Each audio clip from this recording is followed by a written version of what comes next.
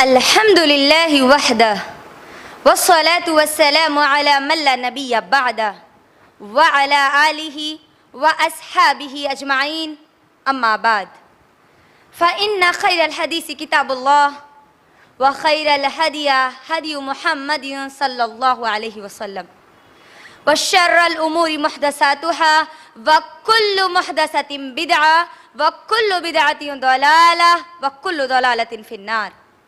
फ़अऊज़ु बिल्लाहि मिनश शैतानिर रजीम। बिस्मिल्लाहिर रहमानिर रहीम। लैसल बिर्रा अन तुवल्लू वुजूहकुम क़िबलल मशरिक़ि वल मग़रिब वलाकिन्नल बिर्रा मन आमन बिल्लाहि वल यौमिल आखिरि वल मलाइकति वल किताबि वन नबिय्यीन। रब्बिश्रह ली सदरी व यस्सिर ली अमरी वहलुल उक़दतम मिन लिसानी यफ़क़हू क़ौली। मेरी माँओं और बहनों, मैं आप तमाम का इस 7 रोज़ा तरबियती कैंप में इस्लामी तरीक़े से पहले दिन इस्तक़बाल करती हूँ। अस्सलामु अलैकुम व रहमतुल्लाहि व बरकातुहू, जिसके माने हैं आप तमाम पर अल्लाह सुब्हानहू व तआला की सलामती, रहमतें और बरकतें हों। मेरी बहनों, सबसे पहले मैं अल्लाह का शुक्र अदा करती हूँ कि अल्लाह सुब्हानहू व तआला ने आज हम तमाम लोगों को दीन की कुछ बातें सुनने और सुनाने का अल्लाह ने मौका इनायत फरमाया है। और मैं मुबारकबादी पेश करती हूँ आप तमाम ख़वातीन को, क्योंकि जिस वक्त ये 7 रोज़ा तरबियती कैंप का पोस्टर ग्रुप्स में डाला गया, ऐलान किया गया, तो उस वक्त कई दूर दूर के शहरों से कॉल्स आ रहे थे कि हम आना चाहते हैं, इस कैंप को अटेंड करना चाहते हैं, लेकिन या रहने की सहूलत नहीं होने की वजह से, रहने का इंतज़ाम नहीं होने की वजह से वो लोग आज इस तरबियती कैंप में शामिल नहीं हो सके। लेकिन अल्लाह सुब्हानहू व तआला ने आप तमाम लोगों को इसके लिए चुना है, तो खुश हो जाइए और ये इस कैंप से मुकम्मल आप फ़ायदा उठाइए। अल्लाह ने आपको मौका दिया है, आपके साथ साथ आप अपने घर वालों को भी लाइए, अपने बेटियों को, अपने दोस्त और रिश्तेदारों को, अपनी बहनों को, अपनी माँओं को, उन सब को साथ में लेकर आइए, ताकि आपके साथ साथ उनकी भी इस्लाह हो जाए। आप इल्म सीखने के साथ साथ वो भी अपने इल्म में इजाफा करती चलें। तो अल्हम्दुलिल्लाह, अल्लाह का शुक्र है कि आज हम तमाम लोग इस 7 रोज़ा तरबियती कैंप के पहले दिन में के दूसरे सेशन में दाखिल हो चुके। और आज के इस दूसरे सेशन का मेरा जो टॉपिक है, मेरा जो उन्वान है, वो उन्वान हर इंसान के लिए, हर मुसलमान के लिए, चाहे वो मर्द हो, मुसलमान मर्द हो या मुसलमान औरत हो, हर एक के लिए बहुत ज़्यादा अहम है। उतना ही ज़्यादा अहमियत रखता है ये उन्वान हर मुसलमान के लिए जितना कि एक इंसान के लिए ऑक्सीजन की अहमियत रखता। यानी एक इंसान को अगर ऑक्सीजन ना मिले तो वो क्या हो जाता है? मर जाता है, वो जिंदा नहीं रहता। और जब मर जाता है तो बेकार हो जाता है ना, किसी चीज़ का, किसी काम का नहीं रहता वो।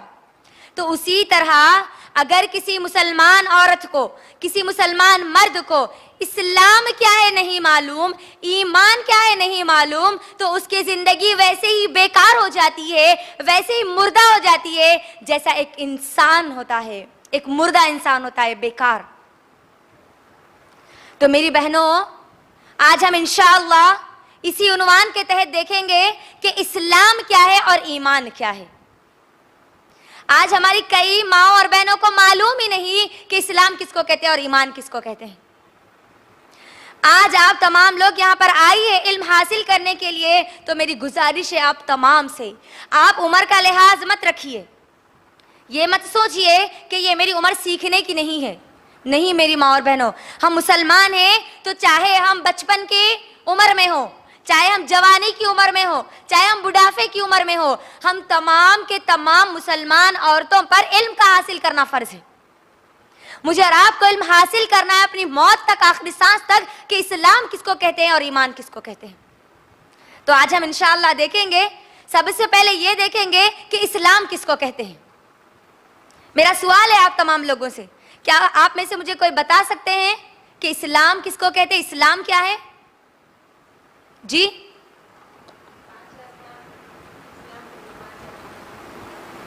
चलिए मैं उसको और अच्छी तरीके से आप लोगों को समझाती चलूं और आप तमाम लोग इसको लिख लेंगे आज इंशाअल्लाह।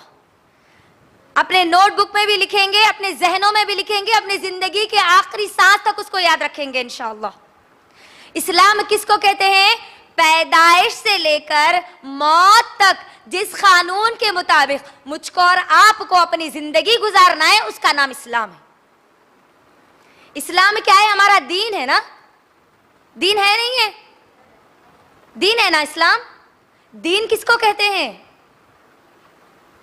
अगर आप कुरान का मुताला करेंगे, सूरह यूसुफ का अगर मुताला करेंगे तो आपको मालूम होता है कि अल्लाह सुब्हानहू व तआला दीन कहते हैं कानून को। किसको कहते हैं? कानून को। कानून, मेरा और आपकी जिंदगी गुजारने का कानून इस्लाम है। कानून, जिस कानून के मुताबिक मुझे और आपको अपनी पैदाइश से लेकर मौत तक जिंदगी गुजारनी है, वो है दीन इस्लाम। मिसाल के तौर पर मेरी बहनों, हम तमाम लोग इंडिया में रहती है ना, है ना? हम इंडिया में रहते हैं, तो हम इंडिया में रहते हैं तो इंडिया के कानून को हमको अमल करना होगा। इंडिया के कानून के मुताबिक मुझको और आपको चलना होगा।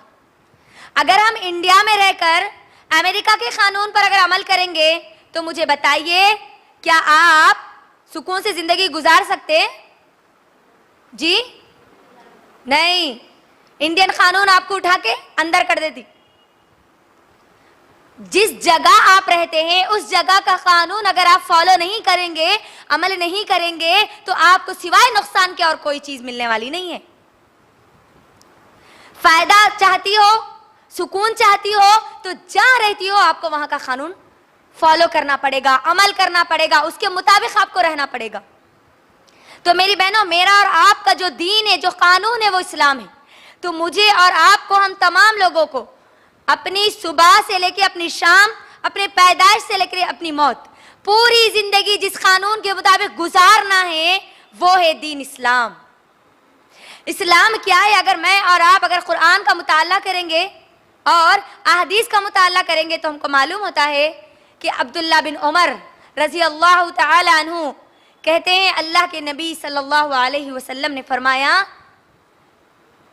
इस्लाम क्या है? जब सवाल किया गया तो अल्लाह के नबी सल्लल्लाहु अलैहि वसल्लम ने कहा, बुनियल इस्लामु अला खम्सी, शहादती अल्लाह इलाहा इल्लल्लाह व अन्ना मुहम्मदुर रसूलुल्लाह, इकामती सलाह, इताइज ज़का व सौम रमज़ान व हज्जुल बैत। अब्दुल्ला बिन उमर रजी अल्लाह तआला अन्हु कहते हैं, अल्लाह के नबी सल्लल्लाहु अलैहि वसल्लम ने फरमाया कि इस्लाम की बुनियाद, इस्लाम की बेस, इस्लाम की बुनियाद 5 चीजों पर है। कितनी चीजों पर है? 5। सबसे पहली चीज क्या है? शहादती अल्लाह इलाहा इल्लल्लाह व अन्ना मुहम्मदुर रसूलुल्लाह, गवाही देना है इस बात की कि नहीं है कोई माबूद सिवाय अल्लाह के और मोहम्मद सल्लल्लाहु अलैहि वसल्लम अल्लाह के रसूल है। इकामती सलाह, नमाज को कायम करना, इताइज ज़का, ज़कात को अदा करना, व सौम रमज़ान, रमज़ान के रोजे रखना, व हज्जुल बैत, अल्लाह के घर का हज करना। ये 5 चीजें जो इस्लाम की बुनियाद है, पिल्लर से ये। और इसी के बारे में हदीस जिब्राइल में आता है कि अल्लाह के नबी सल्लल्लाहु अलैहि वसल्लम और दूसरे सहाबा मस्जिद में बैठे हुए थे। एक अजनबी शख्स आया और इस हदीस को रिवायत करने वाले उमर बिन खत्ताब रजी अल्लाह तआला अन्हु हैं। उमर बिन खत्ताब रजी अल्लाह तआला अन्हु क्या कहते हैं कि हम और तमाम के तमाम सहाबा और नबी सल्लल्लाहु अलैहि वसल्लम, तमाम के तमाम लोग एक मुकाम पर, एक जगह पर बैठे हुए थे। एक अजनबी शख्स आया जिसको हम में से कोई नहीं पहचानता था, कोई नहीं जानते थे, और वो ऐसा लगता भी नहीं था कि कहीं दूर से सफर करके आया हो। यानी उसके जिस्म के पे जो कपड़े थे वो साफ सुथरे थे, बहुत अच्छे खूबसूरत थे। वो आया, अल्लाह के नबी सल्लल्लाहु अलैहि वसल्लम के सामने घुटने से घुटना, रान से रान मिलाकर बैठ गया और फिर सवाल करता है, ऐ अल्लाह के नबी सल्लल्लाहु अलैहि वसल्लम, अनिल इस्लाम, बताइए इस्लाम क्या है। अल्लाह के नबी सल्लल्लाहु अलैहि वसल्लम कहते हैं कि शहादत अल्लाह इलाहा इल्लल्लाह व अन्ना मुहम्मदुर रसूलुल्लाह, इकामतिस सलाह, इताइज ज़कात व सौम रमज़ान व हज्जुल बैत। यही 5 चीजें अल्लाह के नबी सल्लल्लाहु अलैहि वसल्लम गिनवाते हैं। ये क्या है? ये 5 चीजें हमारे इस्लाम की बुनियादें हैं, ये पिलर्स है जिसको मुझको और आपको समझना है। आज हमारी माँ और बहनों की अक्सरियत ऐसी है जिसको नहीं मालूम कि इस्लाम क्या है, नहीं मालूम इस्लाम क्या है। मेरी बहनों, इस्लाम को समझने के लिए हम इस्लाम को एक इमारत की मिसाल देते हैं, एक बिल्डिंग की मिसाल देते हैं, ताकि हमको और अच्छे से वो समझ में आ जाए इंशाअल्लाह। एक बिल्डिंग है जो बहुत खूबसूरत है, लेकिन उसके जो पिलर्स है, जो उसकी जो बुनियाद है, वो बहुत ज्यादा कमजोर है। तो मुझे आप बताइए वो बिल्डिंग कब तक अच्छी रहेगी, कब तक खड़ी रहेगी? ज्यादा दिन तक क्या वो खड़ी हो सकती है जी? जैसे ही वो पिलर्स कमजोर से कमजोर, कमजोर से कमजोर होते चले जाएंगे, वो बिल्डिंग गिर जाएगी। बिल्डिंग को खड़े रखने के लिए उसकी जो पिलर्स है उसको मजबूत करना होगा। अगर वो पिलर्स मजबूत रहेंगे तो वो बिल्डिंग की मजबूती भी बाकी रहेगी, है ना? तो इसी तरह अगर मेरे और आपके इस्लाम को अगर बाकी रखना है तो मुझको और आपको ये 5 जो पिलर्स है इस्लाम के, 5 बुनियादें हैं, इसको मजबूत करना होगा। अगर ये हमारे मजबूत नहीं है, हमको खाली सरसरी तौर पर मालूम होते हैं, ये इसके बारे में मुकम्मल तौर पर हमको मालूम नहीं रहता। कभी बच्चे पढ़ लिए, कभी किसी से सुन लिए, इस्लाम की बुनियादें क्या है बस सरसरी तौर पे हम सुनते हैं, एक कान से सुनते हैं दूसरे कान से निकाल देते हैं। नहीं मेरी बहनों, मेरा और आपका जो कानून है उसके बारे में मुझको और आपको मालूम होना जरूरी और लाजमी है, वरना मैं और आप सही तरीके से जिंदगी गुजारने वाले नहीं बन सकते। तो ये जो कानून है इस्लाम, उसकी जो 5 बुनियादें हैं, उन 5 बुनियादों में से हम सबसे पहली बुनियाद की तरफ चलते हैं। क्या है सबसे पहली बुनियाद? शहादती अल्लाह इलाहा इल्लल्लाह, शहादती अल्लाह इलाहा इल्लल्लाह व अन्ना मुहम्मदुर रसूलुल्लाह। ये कलीमा क्या है? ये कलीमा गौर कीजिए कभी। ये कलीमा मेरे और आपके दीन, मेरे और आपके कानून की जड़ है, जड़। ये कलीमा मुझको और आपको जन्नत में जाने, जन्नत को हासिल करने और जहन्नम से नजात का एक जरिया है, एक रास्ता है ये कलीमा। लेकिन अफसोस मेरी बहनों, कई हमारी माँ और बहनों को, अक्सरियत हमारी माँ और बहनों को इस कलीमे का तर्जुमा नहीं मालूम। कई हमारी माँ और बहनें ऐसी है जिनको ये भी याद नहीं कि उन्होंने कभी अपनी जिंदगी में कलीमा पढ़ा भी था या नहीं। ये बात मैं आपको क्यों कह रही हूं? क्योंकि हम जब दरसों के लिए, इज्तिमात के लिए अलग अलग जब मुकामात पर जाते हैं, उनसे सवाल करते हैं कि इस कलीमे का तर्जुमा क्या है, तो अक्सरियत होती है ऐसी हमारी माँ और बहनों की जिनको ये भी याद नहीं कि उन्होंने कभी अपनी जिंदगी में कलीमा भी पढ़ा हो। तर्जुमा तो दूर की बात है। हमारी नौजवान लड़कियां जो दुनिया को अपना सब कुछ बना बैठी है, कॉलेज की लड़कियों को आप पूछिए कलीमे का तर्जुमा। एक लाइफ एग्जाम्पल निकालिए अपने घरों से, एक लाइफ एक्सपेरिमेंट करिए मेरी बहनों। क्या है वो एक्सपेरिमेंट? आप आपके खानदान में जितने लोग हैं उन तमाम के तमाम लोगों को सवाल करिए कि हम जो कलीमा पढ़ते हैं वो कलीमा क्या है और उसका तर्जुमा क्या है। मैं आपको चैलेंज के साथ ये बात कह रही हूं, 90% लोग, 90% लोग ऐसे आपको मिलेंगे जिसको कलीमे का तर्जुमा नहीं मालूम। 10%, 10% लोग ऐसे होंगे जो इस कलीमे का तर्जुमा जानते हैं।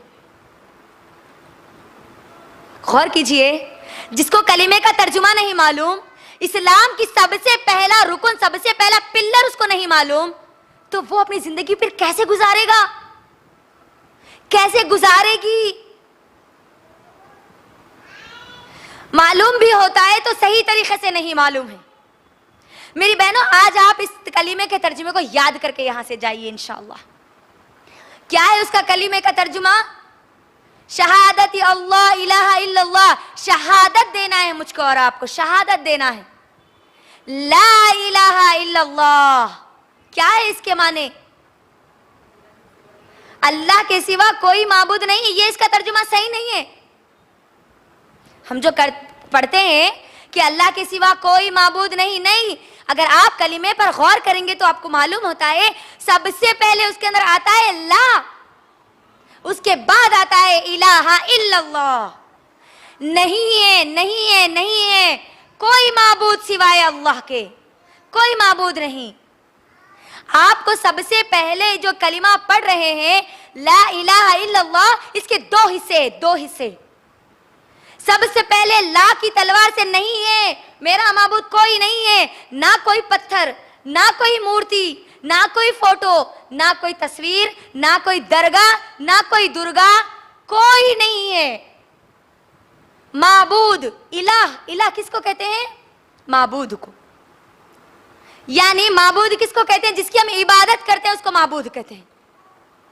ला नहीं है कोई माबूद इल्लल्लाह, सिवाय अल्लाह के। सिर्फ अल्लाह ही है जो इबादत के लायक है, सिर्फ अल्लाह ही है। अल्लाह के अलावा कोई इबादत के लायक है ही नहीं, ना हो सकता है। आपको सबसे पहले अपने दिलों में मौजूद जितने माबूदाने बातिल है उन सब का इनकार करना है। मेरी बहनों गौर करो, ये कलीमा जो आज मैं और आप पढ़ लेते हैं, क्या मुशरिकीन मक्का वो कलीमा ये पढ़कर आसानी से इस्लाम में दाखिल हो सकते थे ना? अबू लहब, अबू जहल, दुश्मनान इस्लाम। आप जानते हैं उन्होंने कलीमा क्यों नहीं पढ़ा? क्योंकि उनको मालूम था इसका मतलब क्या है। जब वो पढ़ते, इकरार करते हैं तो उनको मुकम्मल तौर पर उस पर अमल करना होगा। मेरी और आपकी तरह से जुबान से वो इकरार करने वाले नहीं थे। सबसे पहले उनको ला की तलवार से 360 बुत जो काबतुल्लाह में थे उनको हटाना पड़ता था। उसके बाद इकरार करना था कि इल्लल्लाह, इबादत के लायक सिर्फ और सिर्फ अल्लाह है, अल्लाह के अलावा कोई है ही नहीं। मेरी नमाज सिर्फ अल्लाह के लिए होगी, मेरा रुकू सिर्फ अल्लाह के लिए होगा, मेरा सजदा सिर्फ अल्लाह के लिए होगा, मैं दुआ मांगूंगी तो सिर्फ अल्लाह से, सजदा करूंगी तो अल्लाह के सामने, भरोसा करूंगी तो अल्लाह पर, हर चीज मांगूंगी सिर्फ अल्लाह से ये है इबादत जो मुझको और आपको करना है, जो मुझको और आपको ये इल्म हासिल करना है। इस बात का इल्म मेरी बहनों, अगर आप कुरान का मुताला करेंगे तो आपको मालूम होता है कि कुरान में अल्लाह सुब्हानहू व तआला ने जिस चीज का इल्म सबसे पहले हासिल करने का हुक्म दिया है वो यही कलिमा है, यही कलिमा है। अल्लाह सुब्हानहू व तआला कुरान मजीद में सूरह मुहम्मद सूरा नंबर 47 की आयत नंबर 19, आयत नंबर 19 में कहते हैं फ़अलम अन्नहु ला इलाहा इल्लल्लाह, इल्म हासिल कीजिए कि अल्लाह के सिवा कोई माबूद नहीं। देखो अल्लाह मुझको और आपको हुक्म दे रहे हैं यहां पर, इल्म हासिल करो, ये बात कह रहे हैं अल्लाह सुब्हानहू व तआला कि इल्म हासिल करो। किस चीज का इल्म हासिल करो? फ़अलम अन्नहु ला इलाहा इल्लल्लाह, बेशक नहीं है कोई माबूद सिवाय अल्लाह के। मुझको और आपको इस बात का इल्म हासिल करना है। लेकिन आज आप देखिए, क्या हम समझती है इस कलीमे का मतलब? हमारी जिंदगी में है ये कलीमा वैसे जैसे होना चाहिए? मेरी बहनों, इस कलीमे के तर्जुमे को समझकर तैयार हो जाइए सिर्फ और सिर्फ अल्लाह की इबादत करने के लिए, सिर्फ अल्लाह से दुआएं मांगने के लिए, अल्लाह पर भरोसा करने के लिए, अल्लाह पर तवक्कुल करने के लिए, सिर्फ अल्लाह पर। ये तो पहला एक हिस्सा हुआ शहादती अल्लाह इलाहा इल्लल्लाह। दूसरा हिस्सा क्या है? व अन्ना मुहम्मदुर रसूलुल्लाह। मुझको और आपको सबसे पहले अल्लाह का इकरार करने के बाद नबी सल्लल्लाहु अलैहि वसल्लम की रिसालत का इकरार करना है कि मेरे और आपके नबी मुहम्मदुर रसूलुल्लाह सल्लल्लाहु अलैहि वसल्लम है। अब नबी सल्लल्लाहु अलैहि वसल्लम के बाद कोई और नबी आने वाले नहीं है, आखिरी नबी है मोहम्मद सल्लल्लाहु अलैहि वसल्लम। नबी सल्लल्लाहु अलैहि वसल्लम पर जो किताब नाजिल की गई, अब इस किताब के बाद कोई और आसमानी किताब आने वाली नहीं है।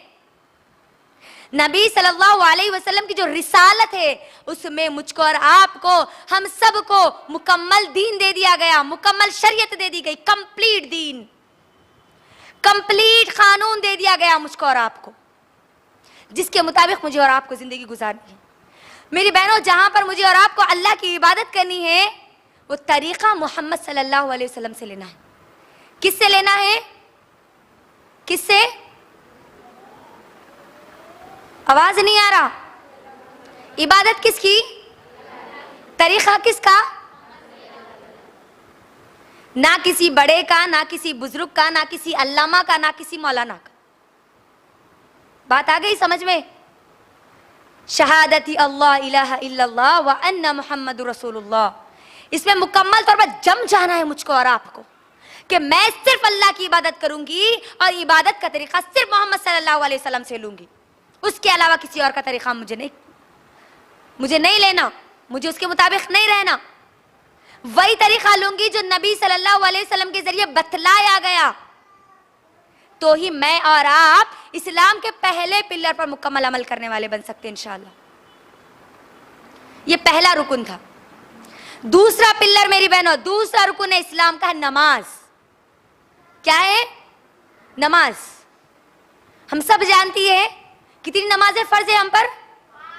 5। कौन कौन सी है? फजर, जोहर, असर, मगरिब, इशा। ये 5 की 5 नमाजें अदा करना मेरे और आपके लिए, हम सबके लिए फर्ज है, छूट नहीं है। मेरी बहनों, मैं इस उन्वान पे ज्यादा तफसील में नहीं जाऊंगी इंशाल्लाह, क्योंकि ये 7 रोजा जो तरबियती कैंप आपके दरमियान रखा गया है, इसमें नमाज का एक मुकम्मल उन्वान लिया गया है, जिसमें आप तमाम लोगों को इंशाअल्लाह नमाज पढ़ने वालों के लिए क्या फायदा है, बेनमाजी का अंजाम क्या है, नबी सल्लल्लाहु अलैहि वसल्लम ने जो नमाज का तरीका बतलाया है वो कौन सा है, यानी नबी सल्लल्लाहु अलैहि वसल्लम ने जिस नमाज का तरीका मुझको और आपको बतलाया है वो तरीका क्या है। इंशाअल्लाह ये तमाम की तमाम चीजें हम अगले दरसों में मुकम्मल नमाज के जो उन्वान रखा गया उसके अंदर सुनेंगे इंशाअल्लाह। लेकिन आप यहाँ पर ये बात याद रखिए, ये नमाजें हम पर फर्ज है, हर हाल में मुझको और आपको अदा करना है, चाहे मैं अच्छी हूं, चाहे मेरी सेहत अच्छी रहे या ना रहे, मेरी कमर मेरा साथ दे या ना दे, मैं खुश हूं या नहीं, खुशी में हूं, गम में हूं, सेहत में हूं, तंदुरुस्ती में हूं, बीमार में हूं, मुसीबत में हूं, परेशानी में हूं, फंक्शन में हूं, कहीं पर भी हूं, नमाज का वक्त आ गया तो मुकर्ररा वक्त पर मुझको नमाज अदा करना है। अजान हो गई, नमाज के लिए तैयार हो जाना है। मेरी बहनों, नमाज को छोड़ने वालों के लिए एक चीज सिर्फ मैं बोलूंगी, उसके बाद आगे बढ़ जाऊंगी। नमाज छोड़ने वाले बस, एक नमाज छोड़ने वाले बस ये सोच ले, ये नमाज इस्लाम का पिलर है, इस्लाम का एक रुकन है, इस्लाम की एक बुनियाद है। आप नमाज को छोड़कर क्या ये गवाही दे सकती है कि आपका इस्लाम बाकी रहा, आप मुसलमान बाकी रही, आप मुसलमानों की फहरिस्त में है, मुसलमानों की जमात में आप शामिल हैं एक भी नमाज को छोड़कर? ये आप अपने आप से सवाल करना, अगर एक भी नमाज आपकी छूटती है तो, एक भी नमाज, 5 नमाजें तो दूर की बात है, एक भी नमाज, सवाल करना अपने आप से, मेरा दीन, मेरा कानून जो है उसका दूसरा पिलर है ये, और मैं इसको छोड़कर मेरी बिल्डिंग को मैं कैसे खड़ा करूंगी? आपके घर में अगर एक पिलर नहीं रहे तो मुझे बताएं, क्या उसके ऊपर छत डाल सकती है आप? जी, छत को डालने के लिए 4 भी पिलर्स का होना जरूरी है ना? वैसे इस्लाम जो हमारा कानून है उसमें 5 चीजों पर भी अमल करना जरूरी है। तो ये दूसरी चीज है मेरी बहनों, दूसरा पिलर है नमाज। तीसरा क्या है? रोजा, रोजे रखना है मुझको और आपको। ये मेरे और आपके दीन, मेरे और आपके कानून, इस्लाम का तीसरा पिलर है, तीसरा रुकन है। अल्लाह सुब्हानहू व तआला इन रोजों के बारे में कुरान मजीद में क्या कहते हैं सूरतुल बकरा सूरह नंबर 2 की आयत नंबर 183। अऊज़ु बिल्लाहि मिनश शैतानिर रजीम, बिस्मिल्लाहिर रहमानिर रहीम। या अय्युहल्लज़ीना आमनू कुतिबा अलैकुमुस सियाम कमा कुतिबा अलल्लज़ीना मिन क़ब्लिकुम लअल्लकुम तत्तक़ून। अल्लाह सुब्हानहू व तआला इस आयत में कहते हैं कि ए ईमान वालों, ए ईमान वालियों, तुम पर रोजे फर्ज किए गए हैं जैसे कि तुमसे पहले वाले लोगों पर फर्ज किए गए थे, ताकि तुम तक़वा इख्तियार करने वाली बन जाओ, अल्लाह का डर, उसकी खशियत, उसका खौफ अपने दिल में पैदा करने वाली बन जाओ। तो रोजे जो फर्ज किए गए हैं वो कौन से हैं? कौन से हैं? रमजानुल मुबारक के रोजे हैं। रमजान के रोजे जो मुझ पर और आप पर फर्ज की कर दिए गए। हर बालिग पर रमजान के रोजे फर्ज है। किसी बहाने से, बीमारी की शक्ल में या किसी भी वजह से, हैज और निफास की वजह से जो रोजे छूट गए, उन रोजों को भर्ती करना है। जो रोजे छूट गए, जितने रोजे छूटे हैं आपके रमजानुल मुबारक के, एक महीने के जितने रोजे छूटे हैं, चाहे वो 3 हो, चाहे वो 4 हो, चाहे वो 5 हो, चाहे वो 9 हो, कितने भी रोजे छूटे, उतने रोजे आपको मुकम्मल करना है रमजान के फौरी बाद या रमजान आने से पहले। ये फर्ज रोजे है, ये फर्ज रोजों की छूट नहीं है। अगर छूट गए तो फौरी इसको कंप्लीट कर लेना है। ये तीसरा रुकन है मेरी बहनों इस्लाम का। चौथा रुकन कौन सा है? चौथा रुकन क्या है? ज़कात। ज़कात एक ऐसा रुकन है जो हर एक पर फर्ज नहीं है, हर एक पर फर्ज नहीं है। ज़कात उसी पर फर्ज है जिसको अल्लाह ने साहिब निसाब बनाया है। यानी अगर किसी के पास 52 तोले चांदी और 7.5 तोले अगर सोना है या उसके बराबर रकम है और उस पर 1 साल गुजर जाए तो उनको ज़कात निकालना है, ज़कात अदा करना है उनको।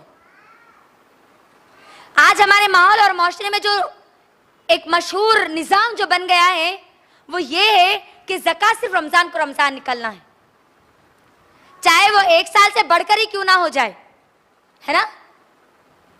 नहीं मेरी माँ और बहनों, नहीं, ऐसा निज़ाम नहीं है। अगर आप निकालती है इबादत की नीयत से वो अलग चीज़ है, लेकिन मखसूस तौर पर सिर्फ रमज़ान को रमज़ान ही निकाल लेना, फ़र्ज कर लेना, ये बात गलत है। आपके पास अगर 52 तोले चांदी, 7.5 तोले अगर सोना है या उसके बराबर रकम है और उस पर 1 साल गुजर जाए, 1 साल मुकम्मल हो जाए, आपको ज़कात निकालना है। और ज़कात निकालने का जो सिस्टम है आज हमारे पास, अल्लाह रहम करे ऐसे सिस्टम पर जिसको देखकर ऐसा लगता है जैसे ज़कात निकालने का जो मकसद था वही खत्म हो गया। ज़कात के लिए हम क्या करते हैं? 200 की साड़ियां देते हैं ना लोगों को, 1000 रुपए देते हैं ना हमारे रिश्तेदारों को जो मुझसे खुद है। आपको मालूम होना चाहिए कि ज़कात का मकसद था मुसलमानों की मदद की जाए। कमजोर मुसलमान को जो मईशी तौर पर, इकोनॉमिक जिसकी कमजोर है, जिसकी जरूरतें पूरी नहीं होती, ज़कात निकाल कर उसको दी जाए ताकि वो मोहताज ना हो किसी का। लेकिन आज हमारे पास देखिए, 200 की साड़ी से किसी की जरूरत पूरी होगी जी? 1000 रुपए से किसी की जरूरत पूरी होगी? वो साड़ी हम देते हैं जो हम खुद भी पहनना पसंद नहीं करती, अल्लाह रहम करे। और वो निकाल के देना भी बड़ा फख्र अपने आप के ऊपर महसूस करती है। नहीं, अल्लाह का हुक्म है, इस्लाम का रुकन है, आपको निकालना है, लोगों को देना है बस। और ज़कात जो देना है मेरी बहनों, 1000 लोगों को, खानदान के पूरे लोगों को देने के बजाय आप इस निज़ाम को अपनाइए कि आप अपनी पूरी ज़कात किसी एक को दीजिए, किसी एक को दीजिए, किसी एक की मुकम्मल जरूरत पूरी कीजिए ताकि अगले साल वो दूसरों को ज़कात देने के काबिल बन जाए। अगर ऐसा ही रहा, आज आप हम देख रहे हैं कि जिसको ज़कात दे रहे हैं उनको देते ही रह रहे, देते ही रह रहे, देते 10 साल हो गया उन्हीं को देते। ज़कात देने वाले ज़कात देते रहे और ज़कात लेने वाले ज़कात लेते रहे। फिर क्या मकसद है ज़कात को निकालने का? ज़कात का मकसद तो था कि मुसलमानों की जरूरत पूरी हो, किसकी जरूरत पूरी कर रहे हैं हम? अपने दिमाग में सवाल को मत लाइए कि मैं हर साल उनको देती थी, वो क्या कहेंगे। नहीं, आप इस सोच में रहिए कि मैं आज एक की मुकम्मल जरूरत पूरी करूंगी तो वो कल दूसरे की जरूरत पूरा करने वाला बनेगा। मैं और वो दोनों हो जाएंगे और ये दोनों दो की मदद करने वाले बनेंगे।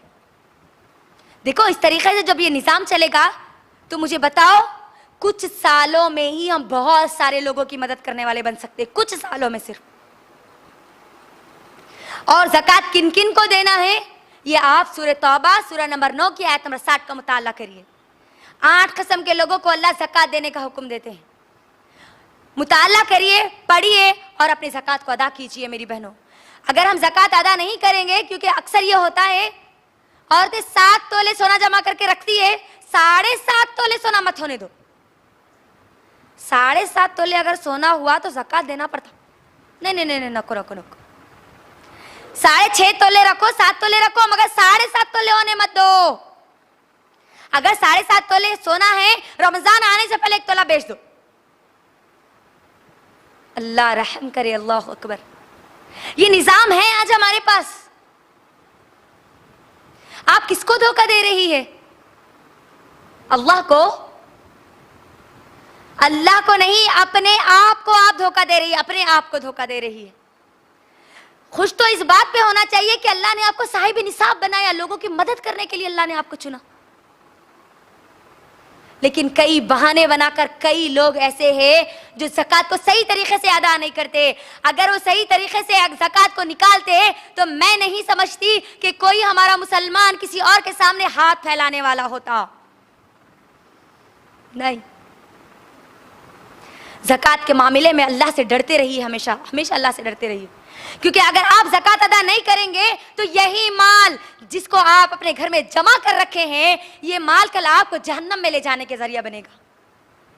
यही माल को अल्लाह सुब्हानहू व तआला कल हमारे गलों में डालेंगे, ये तौख बनाएंगे। वो तौख हमारे गलों में जब डाल दिया जाएगा तो गंजे सांप की शक्ल इख्तियार करेगा, गंजे सांप की शक्ल, और वो हमारे सरों पर डसेगा और कहेगा, मैं तुम्हारा माल हूं, मैं तुम्हारा माल हूं, मैं तुम्हारा माल हूं, जिसको तुम दुनिया में दबा दबा कर रखा करते थे।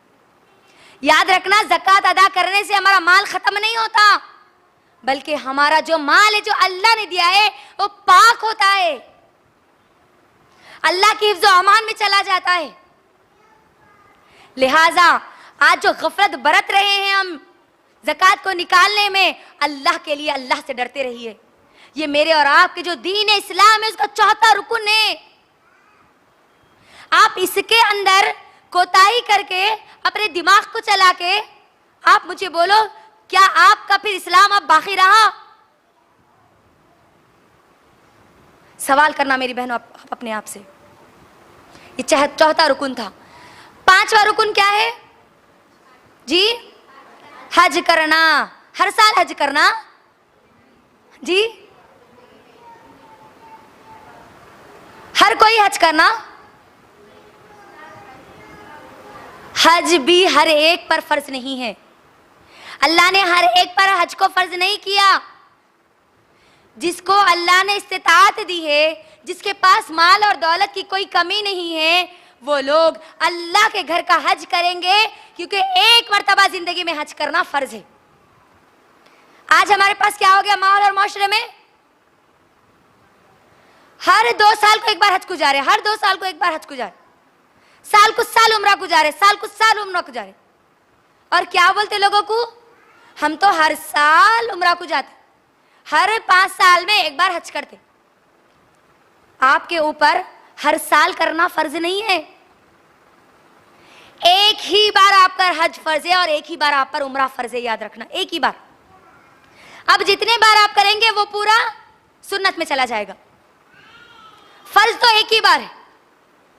और हज करके हमारे नाम के आगे क्या लगा लेते जी? हाजी साहब।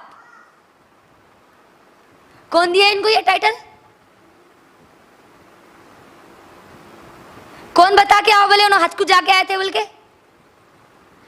हज को जाना इसीलिए ताकि लोगों को बताए। आपको हज किसके लिए करना है? सवाल कीजिए। ये बहुत बड़ी चीज है हमारे माहौल और माशरे में। आपको अल्लाह के लिए हज करना है, अल्लाह की रजा के लिए हज करना है। लोगों को बताना नहीं है कि मैं हज को गया, मैं हज को गया, मैं हज को गई, मैं उम्रे को गई। बोले तो मतलब क्या रहता मालूम? मैं हज को गई ना तो मेरे से ज्यादा पाक पति, मतलब पाक कोई है ही नहीं, मेरे से ज्यादा अब साफ सुथरे कोई है ही नहीं, ये मतलब होता है उसका। मेरे गुनाह सब माफ हो गए, तुम लोग अल्लाह की गुनहगार बंदियां हो, हम पाक हो गए हज करके, उम्रा करके। गारंटी है आपको इस बात की कि अल्लाह ने आपका हज कबूल किया। हज करने के बाद भी अल्लाह से दुआएं करते रहना है मौत तक कि ऐ अल्लाह आप मेरे हज को कबूल करिए, मेरे उम्रे को कबूल करिए, मैं आपकी रजा के लिए मैंने हज किया, मैंने आपकी रजा के लिए उम्रा किया, लोगों के दिखावे के लिए नहीं किया। तो लिहाजा ये जो चीजें इस्लाम, अरकान इस्लाम के मुताबिक है, इस्लाम के मुताबिक है, ये चीजें मुझे और आपको इल्म, इसके मुताबिक इल्म हासिल करना हमारे लिए जरूरी है मेरी बहनों। ये बुनियादी चीजें, ये बेसिक है। शायद हम में से बहुत सारी बहनें ये जानती है कि इस्लाम की बुनियाद 5 चीजें हैं, लेकिन वो अपनी जिंदगी में उसके मुताबिक अमल नहीं करती। आगे मैं बताऊंगी, सिर्फ जुबान से इकरार करना या दिल से खाली मान लेना, ये लोग क्या कामयाब होंगे, आगे बताऊंगी इंशाअल्लाह। तो हमको क्या बात मालूम हुई, इस्लाम क्या है? सबसे पहले बोलिए इस्लाम क्या है? मैं अरकान इस्लाम नहीं पूछी आप सबको, पैदाइश से लेकर मौत तक जिस कानून के मुताबिक मुझे और आपको जिंदगी गुजारना है उसका नाम क्या है? इस्लाम। इस्लाम की बुनियादें क्या है बोलिए? 5 है। कौन कौन सी है? गवाही देना नहीं है कोई माबूद सिवाय अल्लाह के, सही तर्जुमे को याद करिए, और मोहम्मद सल्लल्लाहु अलैहि वसल्लम अल्लाह के रसूल है। दूसरी चीज क्या है? दूसरा पिलर क्या है? नमाज। तीसरा क्या है? रोजा, ज़कात, हज। याद कर लेंगे आप इंशाअल्लाह, और आप अपनी औलाद को भी याद दिलाएंगे और समझाएंगे भी इंशाअल्लाह। सिर्फ जबान के रट्टे नहीं मारेंगे, उसके मुताबिक अमल भी करेंगे इंशाअल्लाह।